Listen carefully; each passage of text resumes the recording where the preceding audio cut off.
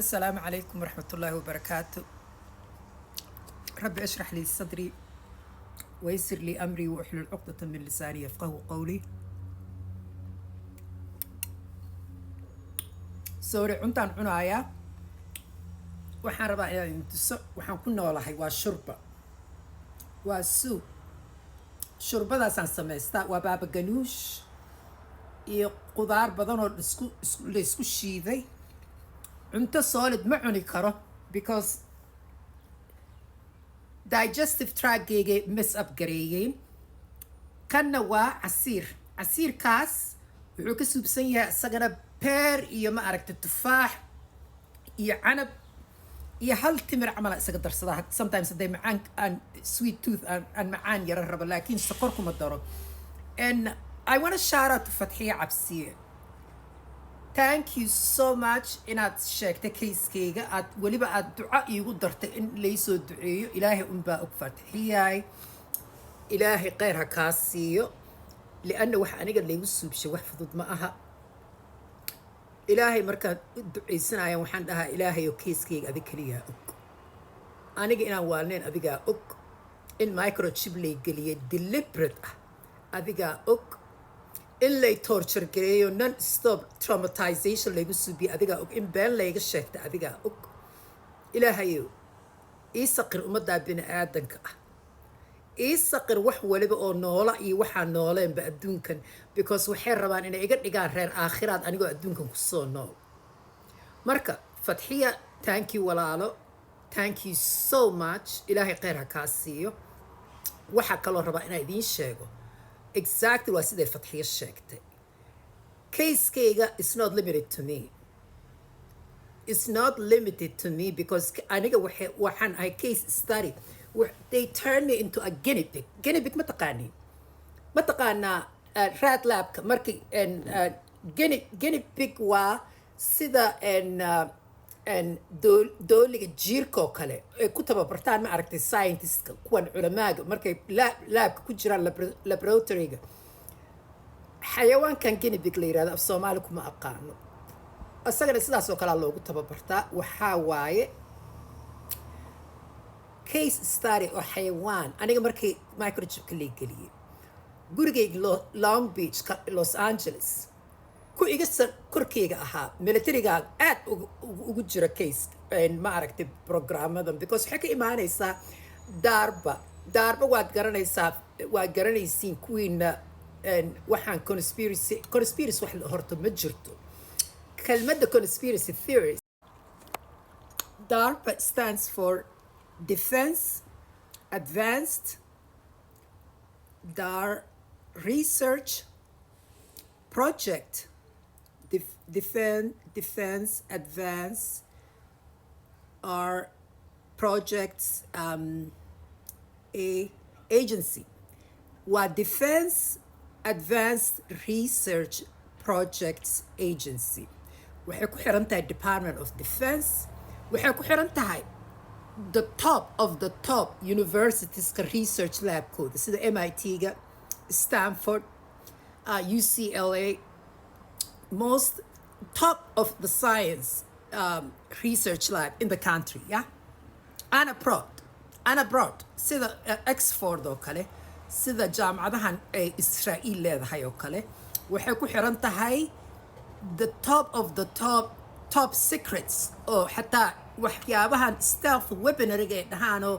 oo neerfayaashaada attack gareyn karo waxaa la yidhahdaa neuro weapons waa ani kuwa laygu dhufto nerve systemkayga ku attack gareeyaan siday qalqiil ii geliyaan because ability waxay leedahay technologygan your cognitive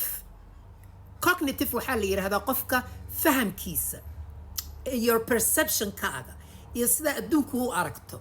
in la controlo. Cognitive-kaaga waa wax fahamka markaa wax baranayso sidoo kale arday tahay oo kale waa fahamka sida wax u fahamtid okay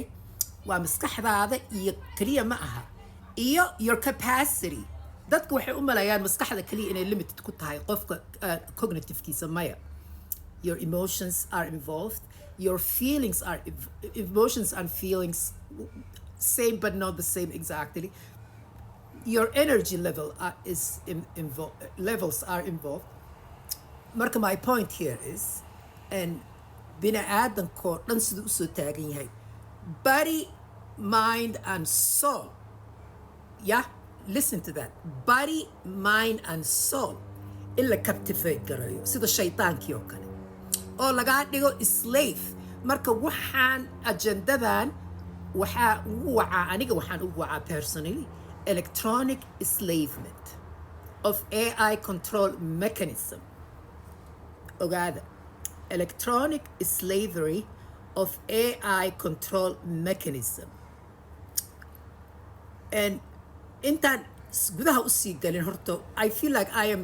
jumping back and all over the place because excuse me this is part of it too because I am highly stimulated especially markaan cuntada cunaayo aan joogo meesha aan ayaga most of their weapons ay so anyway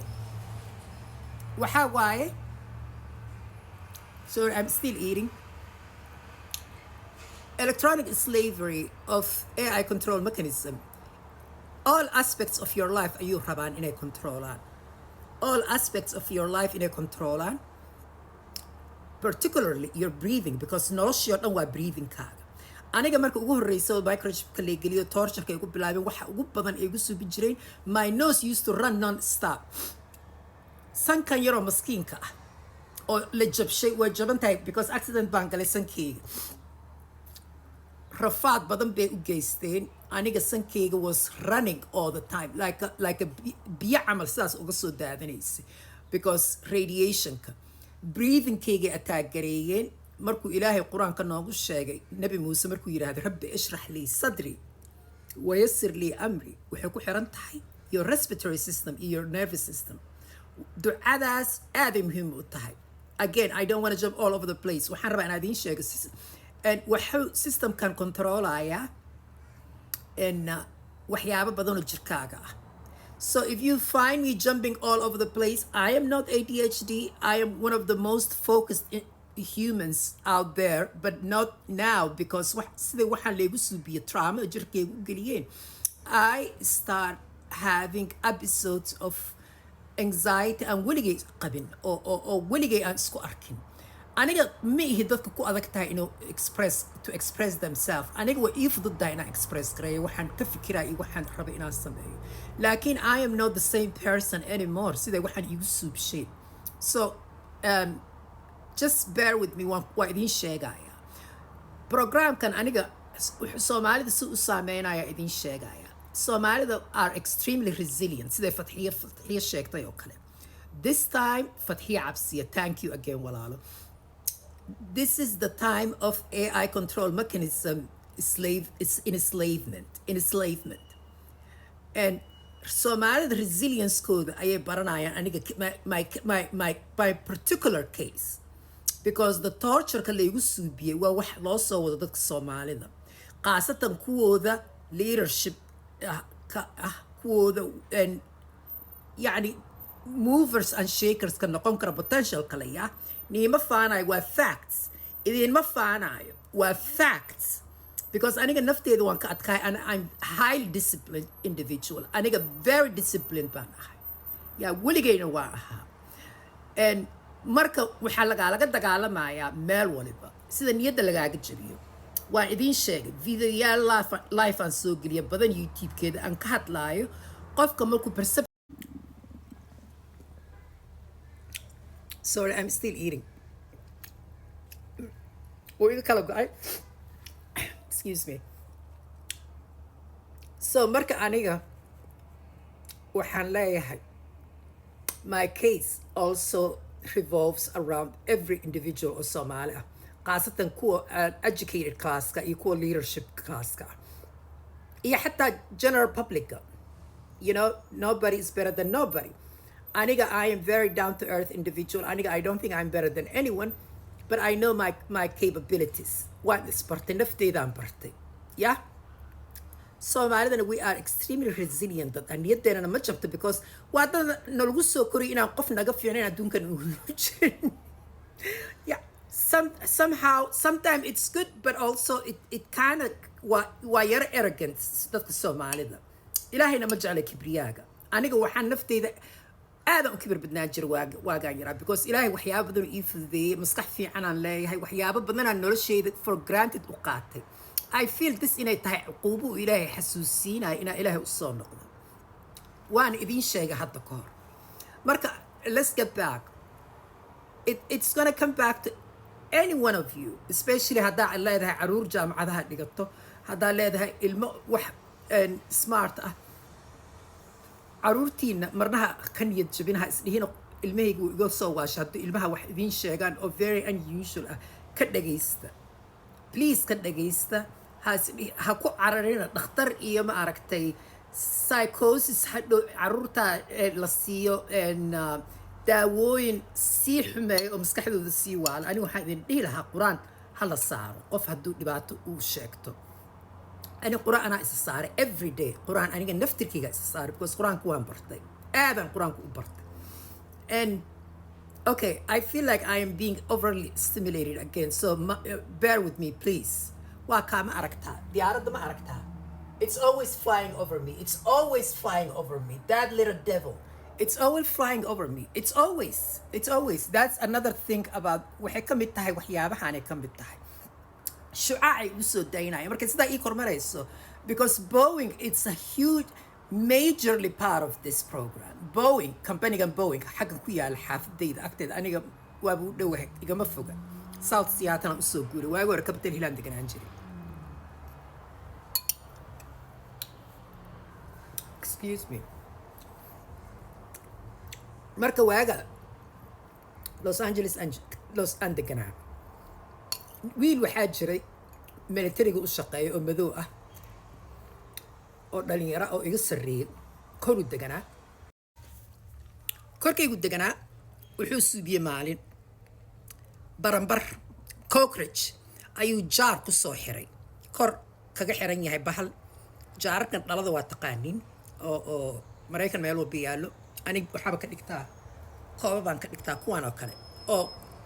intuu ku soo riday cockroach intuu ku soo riday uu korka ka soo xiray ayuu albaabkayga sidaa igu soo hordhigay waa symbolic waa symbolism aniga immediately I get the meaning waxay ka taagan tahay haddana waagaasne weli tortureka waa laa layguma bilaabin laakiin waxaa laygu bilaabay surveillance joogtada ahaa iyo harassmentka iyo wax walboo laygu adkeenaayo waa waagaan jaamacadda dhammaynayay masterskayga dhammaynayay waa markii kowdii laygu bilaabay waxan immediately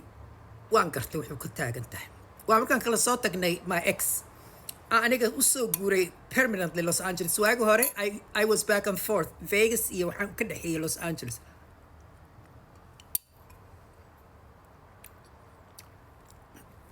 maxay ka taagan tahay cockroach idinkaa idin weydiinaya markii lagu soo rido jaar oo korka laga xiro aniga qofna iima sheegin but I'm extremely intuitive aan ahay waa threat a major threat waxay ka taagan tahay you are captured waa lagu qabtay meelaa u baxsan kartid ma leh dhalaa ku jirtaa waa meel walbaa lagaa arkaa yah in lagu waalo أنا قفل والي كرنا مئة هرتوي هذا كاس ذا ليجو على by the way حتى دور جاري السيان هنت إنه قريجي جمال وبلاقي فير صناعي so what if you're so what you gonna find that I'm fitter than you are extremely fit in I that I'm clean that I read Quran that I meditate مركان ساقع and صلاة day the كذا وحي يقول فوفا I'm gonna make you feel bad I think you're gonna feel bad I'm sorry because I'm extremely disciplined قف soldier عمله إنه الله إنه الشيء ده ولقي سنها ولقي إذا ما فانا يورن إن أسك الشقاية إن نفتي ذا لحساب تم وحيابا بدن أو أنا عن كفينا عن كلها موهبة عن كلها أيا لا يجلق دجالمي سيدا لا يوالو سيدا نيد اللي يجد جبيو ما فهمتي مركا وحان ربا إن إذين شايقو markii waxaan oo musiibo ay ku imaato overwhelming ah maxaan sameeyay ani gudahaygaan galay intaan isla fadhiistay meditation aan sameeyay ilaahay aan toogay anoo iska fikiraynin waxaan wax markii la rabo in lagaaga naxs wax markay dusha kaaga yimaadaan oo overwhelming oo laakiin rabaan inay ku dareensiiyaan inay ku rabaan inay ku qalqaliyaan do the opposite ha qalqalin because in order for them to control your perception waa inay shock factor kugu sameeyaan and this is how AI works waxaan rabaa inaan idiin sheega suu AI-ga u shaqeeyo AI-ga marka qofka microchip la geliyo oo AI-ga lagu hukab gareeyo AI-ga it's feeding energygaaga ayuu feed garaynaya because energygaaga waa data every reaction waa synapses nervous systemkaaga it's like flashing poof poof poof poof neuronskaaga ma aragtay xidid neerfayaashaada ayaa waxay ka subsan yihiin cells cutubka ugu yar uu ka subsan yahay nervous systemkaaga because sidanal camal waa light annaga we are electricity aan nahay gudaheena marka waxay baranayaan maskaxdaada meelaha wac dhehayso markaa wax mucayan xanaaq ama cabsi ama farxad ama excitement marka waxaas ku soo gasho marka si joogto ah ayuu AI-gan loogu program garaynayaa inuu waxaas shut up ku sameeyo ama opposite ku suubiya haddaa qof happy tahay oo always excited tahay sidee lagaa loo diminish garayn karaayo the opposite loogu suubin karaa waa sida sixirkii oo kale waa sida jinniga u shaqeeya oo kale acuudu billahi min ashaytaan rajiim marka qur-aanka waa critical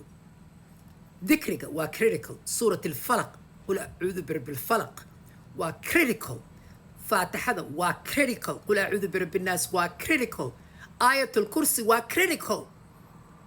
albaqara oo dhan waa critical kuma soo celcelin kale maanta oo dhan haddaa idiin sheega siday waxaanoo dhan isugu xiran yihiin iyo siduu qur-aanka uu kii u yahay miftaax looga adkaan lahaa marka waxaan rabaa inaan kusoo gabagabeeyo perceptionkaaga saa adduunkan u aragto qof hadduu rabo inuu kontaroolo waxa ugu horeeya uu rabo inuu qofkaas kugu suubiyo inuu niyadda kaa jabiyo uu wax walba kugu adkeeyo uu xataa ku torture gareeyo physically waxa aniga laygu suubiyo kale shucaaca iyo dadkan qeylinaaya iyo naxdintan iyo waxaan haddana AI lagu soo hikab gareeyo uu AI-gana ku barto adiga behaviorkaaga marka you need to be prepared to actually get to know who you are not who you think you are because waxaan habitualka aan anaga u suubinayna aan caado ka dhiganay oo automated moodka aan ku noolnahay lama rabo wax walba waa mindful inaa u suubisaado markaa cuntada cunaysa adoo mindful ah markaa soconaysa adoo mindful ah wax walba you have to enjoy